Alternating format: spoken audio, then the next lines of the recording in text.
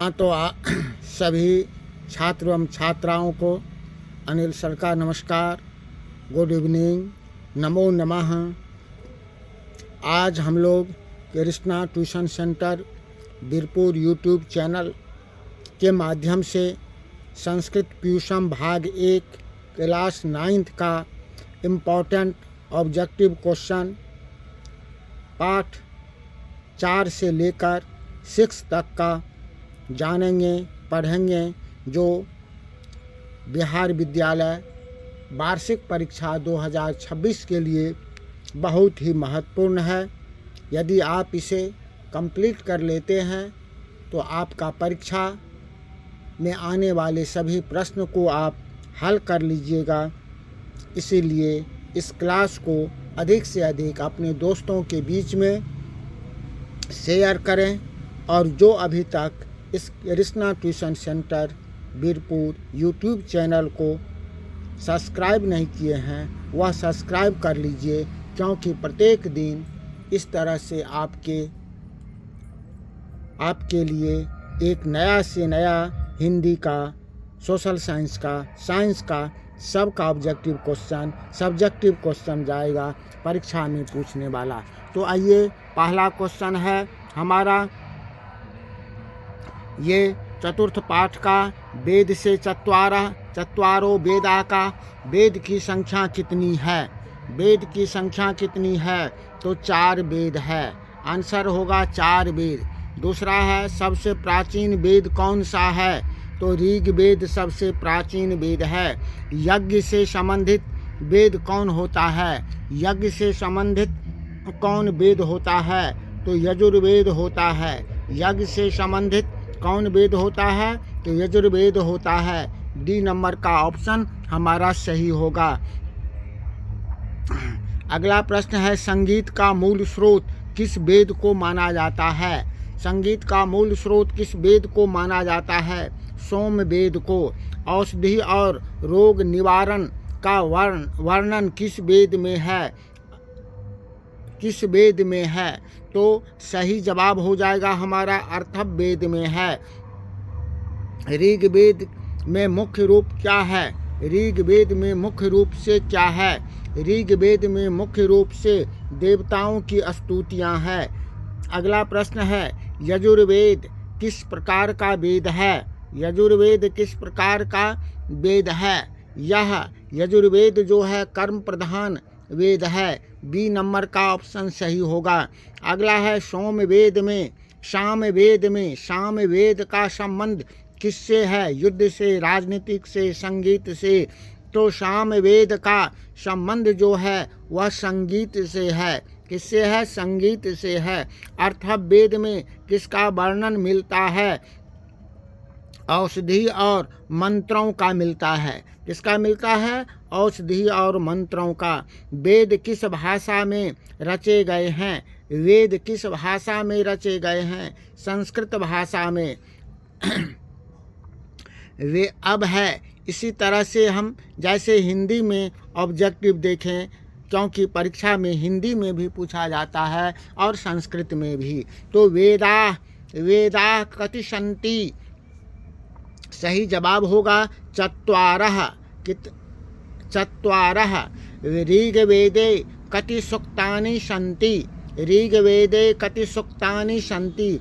1028। ए number का option सही होगा। ऋग्वेदः कति मंडलेषु विभक्तः? ऋग्वेदे 10 मंडलों में ऋग्वेद विभक्त है। अथर्ववेदस्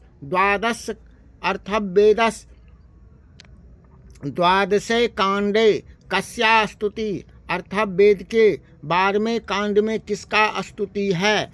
किसका स्तुति है ये पूछा गया है। तो हमारा सही जवाब होगा मातृभूमि।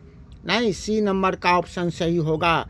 अगला प्रश्न है अथर्ववेदे कति मंत्राणि सन्ति? अथर्ववेद में कितने मंत्र हैं? तो सही ऑप्शन होगा 5987। बी नंबर का ऑप्शन सही होगा।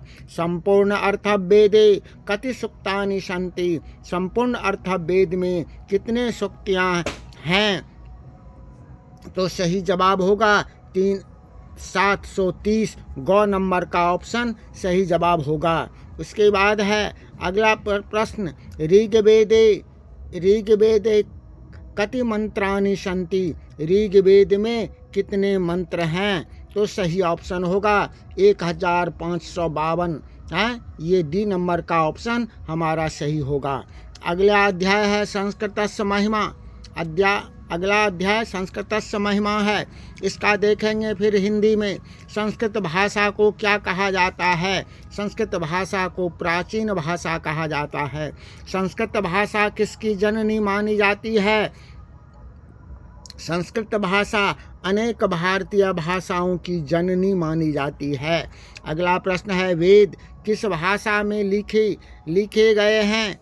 वेद किस भाषा में लिखे गए हैं? संस्कृत में लिखे गए हैं।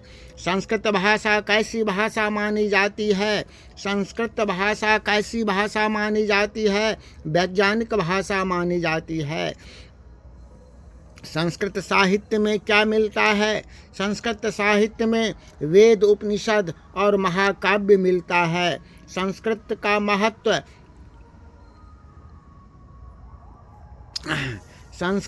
महत्व किस क्षेत्र में है? संस्कृत का महत्व किस क्षेत्र में है? धर्म, साहित्य और विज्ञान क्षेत्र में है। धर्म, साहित्य और विज्ञान क्षेत्र में है। संस्कृत भाषा का व्याकरण कैसा है? संस्कृत भाषा का व्याकरण सरल और वैज्ञानिक है।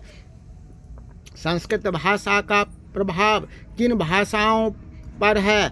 अनेक भारतीय भाषाओं पर। संस्कृत को किस कारण महान कहा जाता है? इसकी प्राचीनता और समृद्ध साहित्य के कारण इसे महान कहा जाता है। अगला प्रश्न हमारा है, वर्तमान समय में संस्कृत का महत्व है या नहीं? आज भी महत्वपूर्ण है। वर्तमान समय में है अर्थात आज भी बहुत महत्वपूर्ण है। संस्कृत विज्ञान संस्कृतम बिना का नास्ति। संस्कृत में ऑब्जेक्टिव प्रश्न है, संस्कृतम बिना का नास्ति। संस्कृत के बिना क्या नहीं है? संस्कृति नहीं है। कस्याम भाषायाम वेदा उपलभ्यन्ते। सही जवाब होगा संस्कृत भाषायाम। क्या होगा? संस्कृत भाषायाम। पाणिनि कस्मिन् शास्त्रे निपुणः? व्याकरण शास्त्रे। पाणिनि, क्योंकि पाणिनि जो है व्याकरण शास्त्र के रचिता हैं।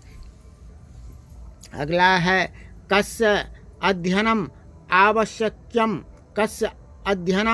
आवश्यक्यम वनस्पति विज्ञानस नाना ग्रंथस साहित्यस संस्कृतस।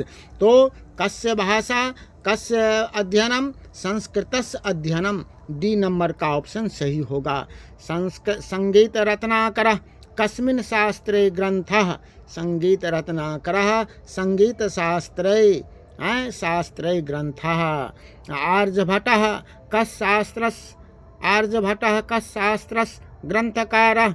आर्यभट्टः खगोलशास्त्री अस्ति। आर्यभट्टः खगोलशास्त्री अस्ति। इसी तरह से अब हम अगला प्रश्न पाठ देखेंगे, ज्ञानम भारः क्रिया बिना। ज्ञानम भारः क्रिया बिना, जिसका पहला प्रश्न है, ज्ञान भार क्रिया बिना का क्या अर्थ है? ज्ञान भार क्रिया बिना क्या अर्थ है? क्रिया के ज्ञान बोझ है। क्या होगा इसका? बिना क्रिया के बिना ज्ञान जो है वह बोझ है। मनुष्य को केवल क्या नहीं करना चाहिए? मनुष्य को केवल ज्ञान संग्रह नहीं करना चाहिए। सी नंबर का ऑप्शन सही है। ज्ञान का सही उपयोग कब होता है? ज्ञान का उपयोग कब सही होता है? जब उसे व्यवहार में लाया जाता है। जब उसे व्यवहार में लाया जाता है तब ज्ञान का उपयोग सही होता है।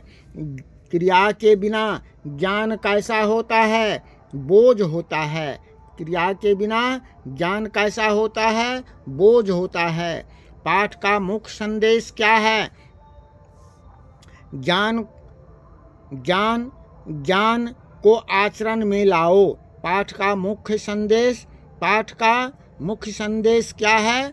पाठ का मुख्य संदेश है ज्ञान को आचरण में लाओ।